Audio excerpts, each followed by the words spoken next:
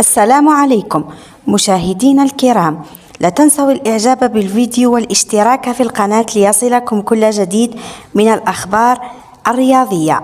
في خبر جديد، فجر تقرير إعلامي مفاجأة من العيار الثقيل صباح اليوم بعدما كشف عن تقديم وليد الركراكي استقالته من منصبه كمدرب للمنتخب المغربي رغم تبقي أقل من 6 أشهر على انطلاق نهائيات كأس العالم. وبحسب ما أفاد به الصحفي الموثوق سانتي أونا وموقع فوت ميركاتو، فإن الركراكي لا يرغب في مواصلة مهمته مع أسود الأطلس خلال المرحلة المقبلة، وفضل وضع حد تجربته في الوقت الحالي لأسباب لم يتم الكشف عنها رسميا.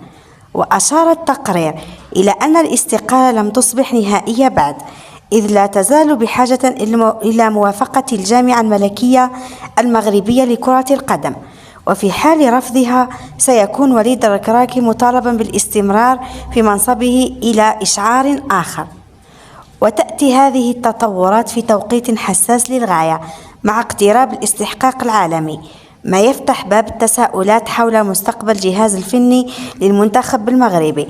ويذكر أن قرار ركراكي يأتي بعد أسابيع من خسارة نهائي كأس إفريقيا أمام المنتخب السنغالي بهدف مقابل 0. نشكركم على حسن المتابعة والإصغاء. شاركونا آراءكم في التعليقات، ولا تنسوا الإعجاب بالفيديو والاشتراك في القناة ليصلكم كل جديد.